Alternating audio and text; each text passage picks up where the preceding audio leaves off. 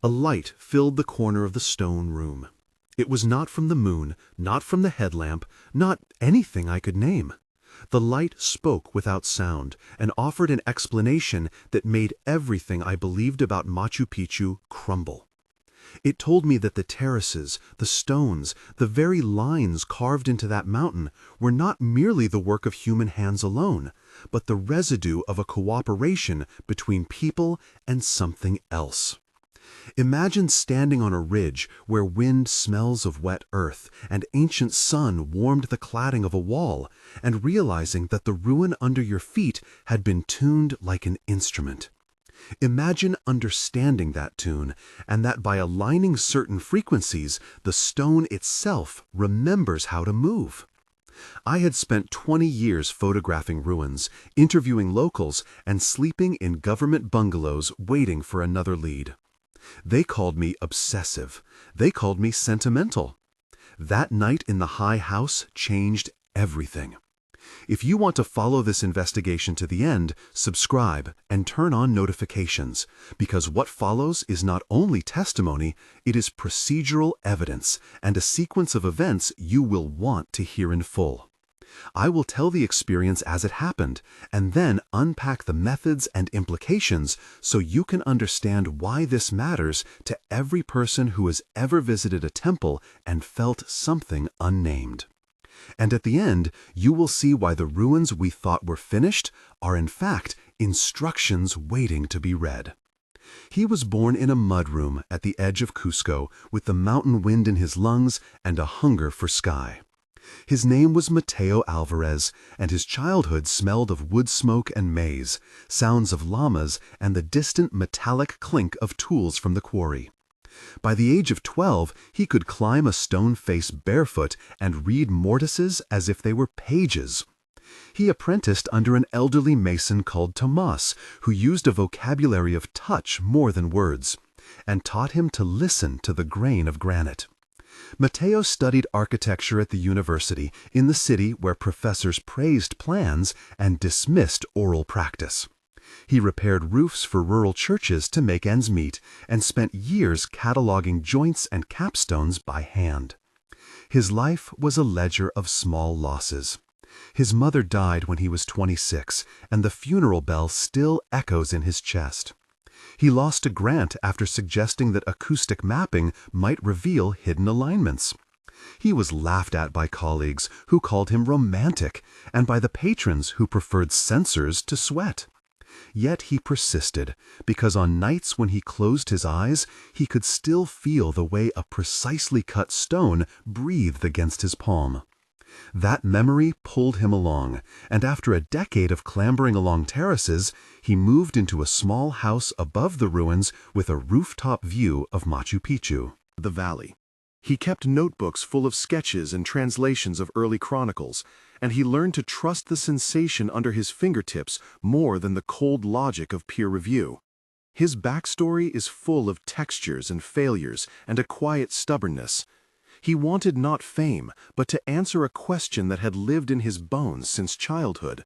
That persistence would be the instrument and the vulnerability that allowed the encounter that changed him.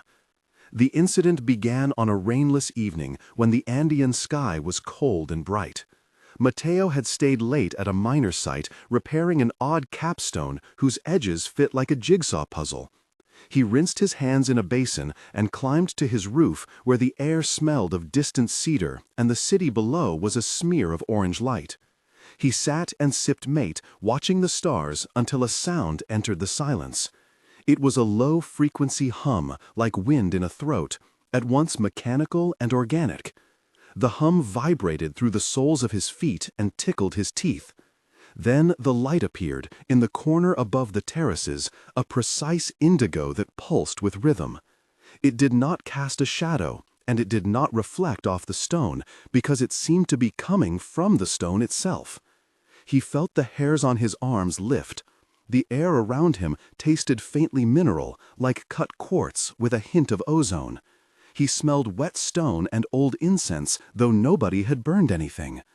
He felt a pressure in his pineal region, as if a soft hand pressed there, telling him to remember. His first reaction was incredulity, then fear, then a childlike curiosity that pushed him forward. He reached out and touched the light, and a voice filled his skull, not with words, but with pattern. The vision was immediate and concrete and impossible to dismiss. The voice proposed a singular thing, an offer disguised as a demonstration. That moment was the seed of everything that followed. The entity spoke plainly and without cadence. Its speech was a series of images and terms that Matteo translated into spoken language in a dialogue that felt like an excavation. The offer was simple, it said. There is a method for structuring stone that harmonizes with human tissue and with the seasonal sky. If Matteo would listen, he would be shown the process and how to reactivate a sequence of alignments that once regulated harvest and healing. The choice was terrifying because accepting meant changing his life and exposing himself to ridicule and danger. He asked for proof, and the entity replied by guiding his hand into the mortar of the capstone, where a faint resonance matched a frequency he had never heard. He felt warmth travel up his arm and a memory like a folded map opening. He agreed to witness the demonstration, and the entity asked him to commit to repetition. The decision scene contained measured. These dialogues stretched his faith and delineated responsibility. He asked, why him?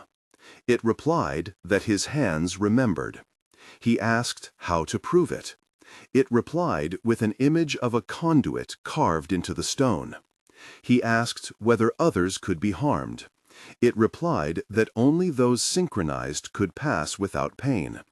He asked whether it demanded sacrifices. It answered no, only attention. He asked whether it was a ghost. It said that names do not matter. He asked whether it sought to control. It said that it sought to awaken. He asked if the mountain would resist. It said the mountain remembered. He asked if time would forgive. It answered that time keeps its promises if we listen. He asked how to begin. It said with a resonance and a breath, and the lining of a small chamber with a reflective cladding. He asked for one last reassurance. It pulsed warmth into his chest, and the room filled with the whispered texture of ancient ropes. Matteo nodded, and the pact was sealed. The visions that followed began methodically. The first series described origin, the construction techniques, and the materials as if he were reading a blueprint left in frequency, not ink. He saw laborers not as anonymous masses, but as initiates with songs that synchronized breath and effort. The camera of his mind tracked the quarry, where men tasted dust on their tongues and drank river water to calibrate salt levels, a sensory detail that echoed in his body.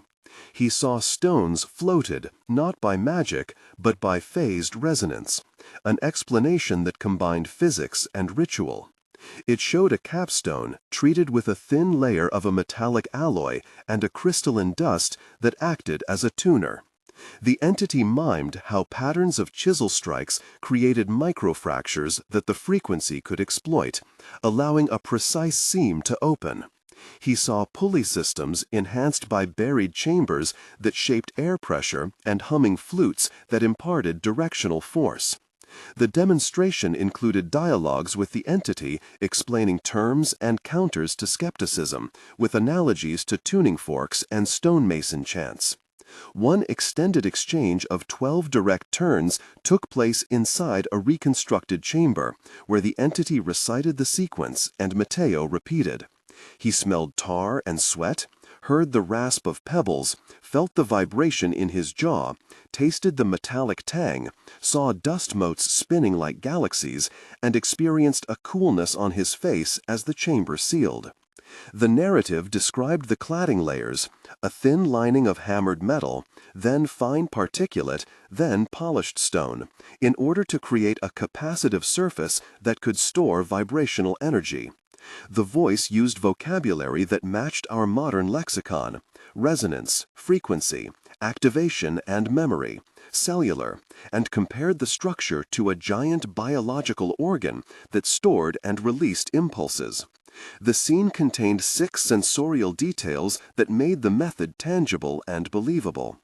At the heart of the demonstration, the process description became technical and precise. It explained how a particular frequency at roughly 50 Hz, when combined with patterned percussive strikes along 5 predefined mortar seams, caused differential stress and produced controlled exfoliation of the stone face. This allowed blocks to be shaped with micron accuracy without heat or chemical etching, and permitted walls to interlock in a manner that later enabled shifting alignment with stellar cycles. The cladding served as a capacitive plate, while the capstone acted as a resonance lens, directing energy into the interior voids. The procedure required synchronization among workers, a sequence of breaths and chants timed to phases of the moon and the stellar alignment known locally as the Condor Path.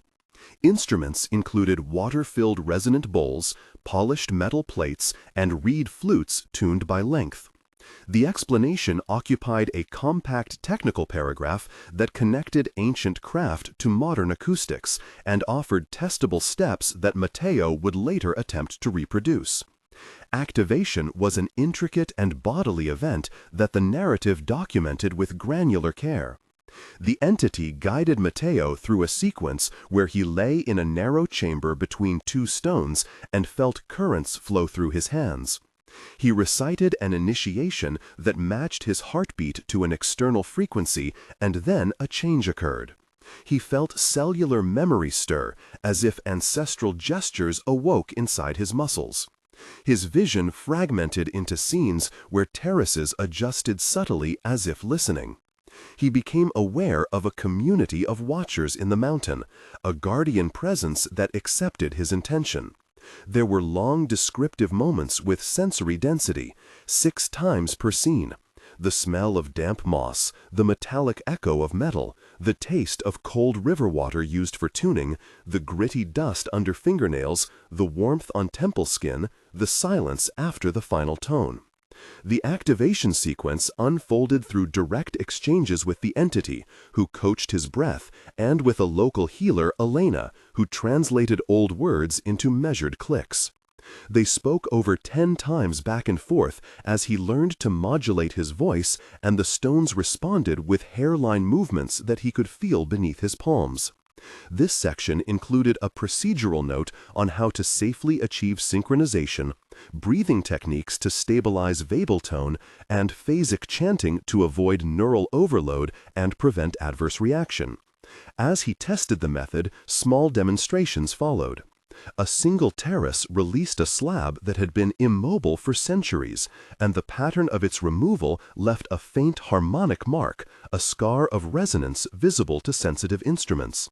Scientists invited to observe detected an odd pattern in the stone microstructure consistent with vibrational scouring and a sequence of displacements aligned with local astronomical observations. This led to a storm of reactions among peers. Some were curious, some were hostile. Local priests were cautious, while government officials saw the political risk of talking about living temples. I must name the people who became part of the story, because this is not a solitary miracle. There was Elena, a midwife and keeper of chants who taught Matteo polyvalent vocal techniques and timed reeds. There was Dr. Ruiz, an acoustician from the university, who measured frequency spectra and kept meticulous logs. There was Javier, a quarryman who recognized tool marks and agreed to test the percussive pattern. There was Ana, a cultural liaison who negotiated permissions from elders. There was Tomas, the elder mason, who first recognized the memory of touch in Matteo. There was Sofia, a young engineer who designed instrumentation to map microfractures. And there was Carlos, an investigative journalist who documented the social pushback and ensured the story reached broader audiences. Each of them had defined roles and voices, and together they created a web that allowed tests to proceed and narratives to be verified. Tension arrived in waves, and each moment required careful slowing of narrative breath to keep the reader aligned to the emotional core. The first major tension lasted like a cliff of cold air when the Archaeological Authority revoked their permits after footage of a moving stone leaked. Authorities argued that the site was being disturbed and that research protocols had been violated. In that moment, Matteo felt his chest go numb and the world narrow to the size of his hands. For 550 characters, the scene details physical sensations, a ringing in the ears, the metallic taste of adrenaline in his mouth, the roughness of paperwork under his thumb, the ache of betrayal in the joints, a thunder of rain on the tin roof, a thin scent of lemon from a discarded bottle. He and his team moved fast to hide their instruments and to reconstruct the removal with photos and logs. The exchange between Matteo and Dr. Ruiz was long, 12 turns where ethics and urgency clashed. The second tension centered on a night when a group of locals protested, fearing that activation would anger the mountain spirit. Smoke filled the plaza, chants rose, and Matteo found himself pleading in the cold night air with faces lit by torch. He felt their distrust like a physical push, the smell of burning herbs, the ash on his tongue, the scrape of worried hands. The third tension was most personal, when Tomas fell ill after an early unsupervised activation attempt and the community blamed Matteo. The scene slowed for 570 characters, describing the hospital cold, the antiseptic sting, the beeping monitors, the trembling in Tomas's handshake, the nauseous swirl of guilt, and the sterile brightness that never let him sleep. Each tension was described in 2 long paragraphs, allowing the reader to feel the stakes and the human consequence of experimental reconnection. Throughout the investigation, they gathered evidence, and the narrative alternated testimony with technical explanation. Dr. Ruiz provided spectrographic analysis that matched the frequencies recorded during activation to patterns that could create microfracture growth with repeated cycles. His notes were dry but precise and included measurements of amplitude, phase shift, and resonance decay that any microengineer lab could reproduce. The description was technical in a compact manner and explained that repeated low-amplitude mechanical oscillation over decades can produce displacement in granular aggregates when coupled with microchannel lubrication such as moist clay. This paragraph supplied a verifiable mechanism, but remained readable with analogies to tuning forks and waterlogged sand. They conducted safe experiments on non-protected stones, constructing a scaled chamber with cladding, and measured displacement after scheduled chants and percussive sequences. The process notes included the size of plates used, the water level, and the flute lengths that produced the target 50 Hz range, and how workers timed strikes to the inhale of the lead chanter. These technical descriptions were precise enough to be tested by a qualified acoustics lab and served as a bridge between anecdote and reproducible method. Cultural history emerged as they dug through chronicles and oral memory to trace how terraces had been used not merely for agriculture but for initiation and ritual. Local stories connected certain plazas to key stellar conjunctions, and a phrase appeared repeatedly: alignment, stellar alignment, used by elders to describe times when terraces were believed to be alive. In one archival passage, a 16th century observer wrote in alarm about a day when a stone shifted by itself, and the people took it as an omen. The narrative traced invasions and losses, how colonial priorities rewrote functions into religious and administrative roles, and how later extractive enterprises stripped adornments and took capstones as curiosities. The Anunnaki lexicon appeared in comparative analysis, not as a literal claim, but as an example of cross-cultural motifs that describe outsiders with craft and frequency control. And in the tapes, we heard locals use similar metaphors for the guardian of the ridge. The story cataloged removals, plunder, and the way the capstone was often the first object taken because of its ornamental look and not its function. This section recorded evidence of decline and the survival of practice in small rituals performed by families like Elena's who had songs that preserved timing. Return and integration transformed Matteo.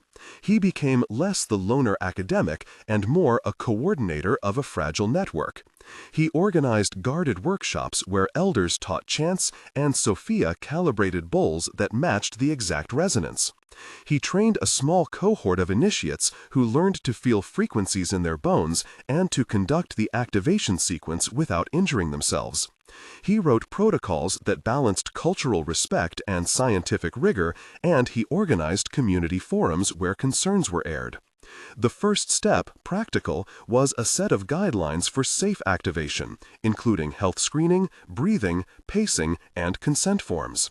He taught apprentices to listen using palpation and tactile recognition rather than only instruments, so that the living practice would not be reduced to mere procedure.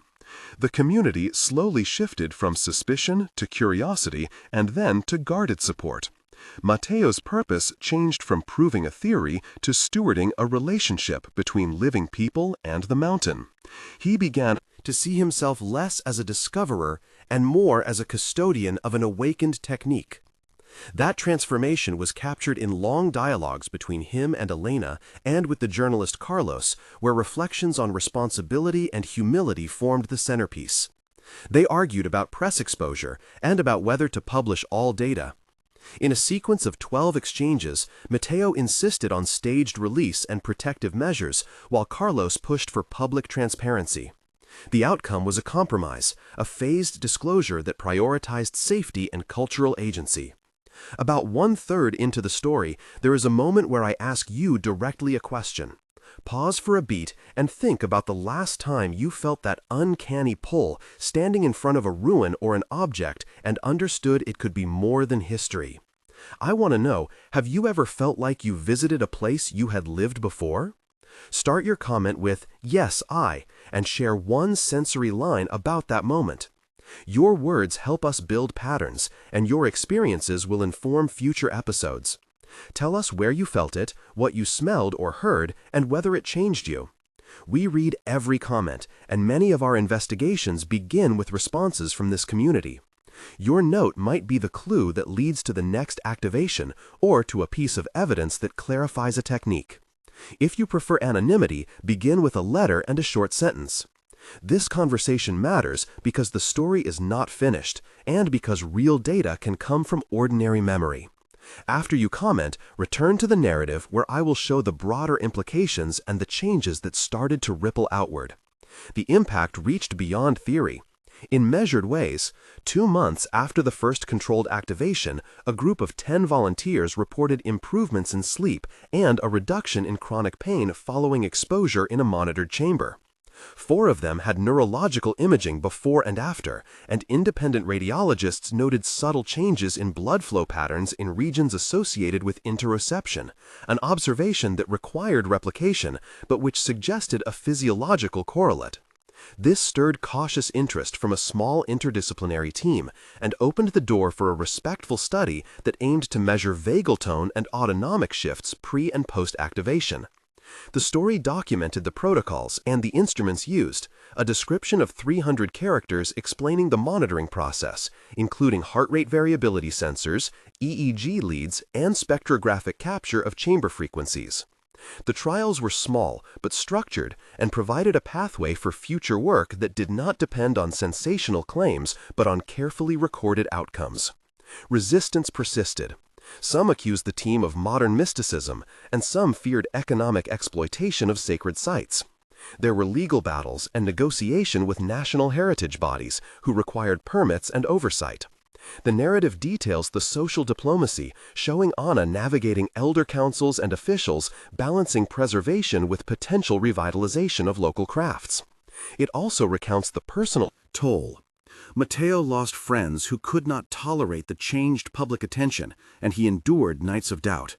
Yet the community that formed around the technique also produced healers and artisans who reinterpreted old songs and made instruments to match the specific plate resonance.